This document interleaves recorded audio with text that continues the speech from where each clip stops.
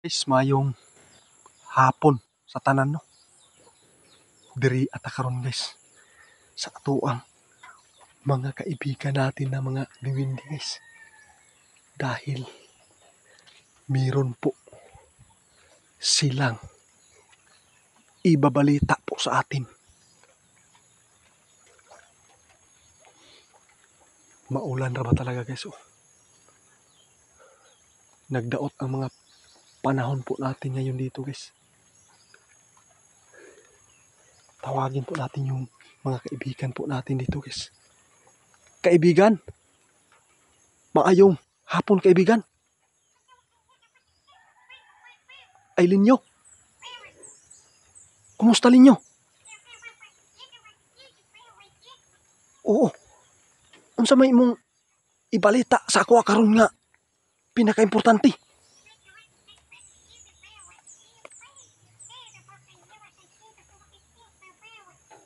Diyos ko. Totoo ito, kaibigan?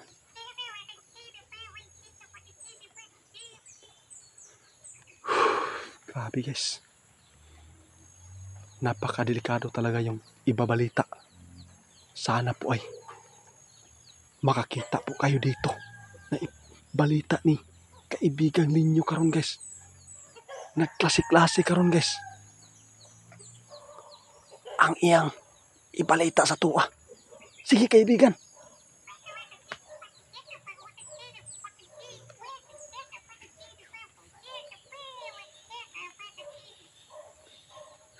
Ginoo ko. Ito na guys. Ang ibalita ni Linyo. Dapat po ay magsinghanda po daw guys. Dahil klase-klase talaga guys na mangyayari po dito guys atin. Grabe. Ito yung paghandaan po natin. Yung trahedya number 1 guys. At saka dito naman sa ating Pilipinas kaibigan may mga kaguluhan. Grabe guys, nagdungan-dungan ang problema nato nga masagubang daw guys. Ito yung sinabi ni kaibigang ninyo guys. Dahil talagang nakita po niya na mangyayari po ngayon guys. Ngayong taon. Grabe na mga trahedya at saka malaking kaguluhan. Grabe po ito kaibigan na nagkaiya naman nga mga problema kaibigan. Dapat lang daw guys, nadasalin po natin na hindi po manaig po yung mga dautan. Ano?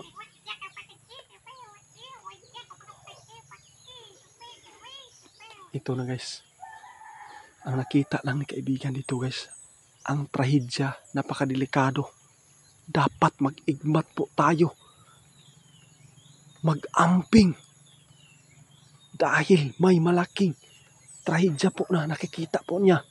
Pwede bang pangalanan kaibigan?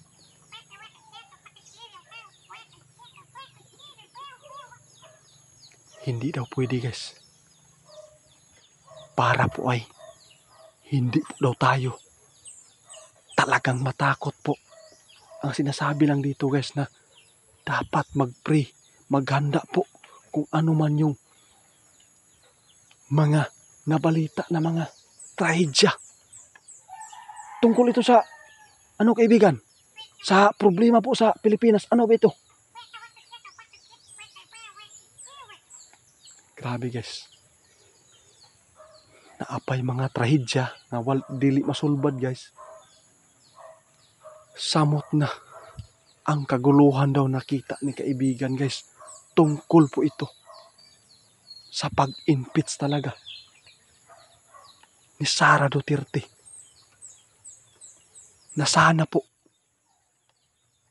na hindi matuloy na i-impeach po si Sara Duterte. Kapag tuluyan daw guys talaga na ma-impeach, sigurado po daw guys, maraming duguan na makikita po niya Grabe po to kaibigan.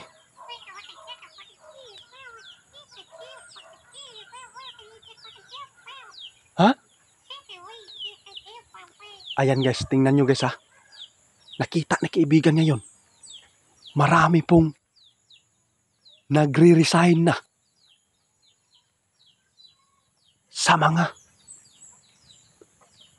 Team Marcos. Dahil nakita ni kaibigan guys ang kaguluhan na mangyayari po kapag ito ay maituloy po na iimpit si Sara. Sigurado po malaking kaguluhan guys dito sa Pilipinas po natin. Grabe kaibigan no, sayo. Karon nakita ni mo kaibigan niya nanay nag-resign. Diri ayun guys. Nakita na gyud guys. Maong uuna na sila og resign guys. Para po ay hindi na sila madadamay. At saka natatakot na po sila guys sa mga kaguluhan po nga mangyayari po dito ngayong taon. Grabe kaibigan no. Imbis ang atong importante nga atong mabantayan guys ang atong mga trahedya tungkol sa mga lindol. At saka naapay mga problema diri sa atong Pilipinas guys. Unsaon nalibog si kaibigan, unsaon pagsulbad. Grabe kaibigan, salamat gud kaibigan sa imong gibalita kaibigan nga makapaghanda po kami dito kaibigan. Dapat daw guys, hindi po talaga maituloy po ito na mga trahedya at saka sa pag-impeach po ni Sara Duterte. Grabe nakita yun ni kaibigan na malaking kaguluhan po dito sa Pilipinas po natin. Salamat kaibigan ha.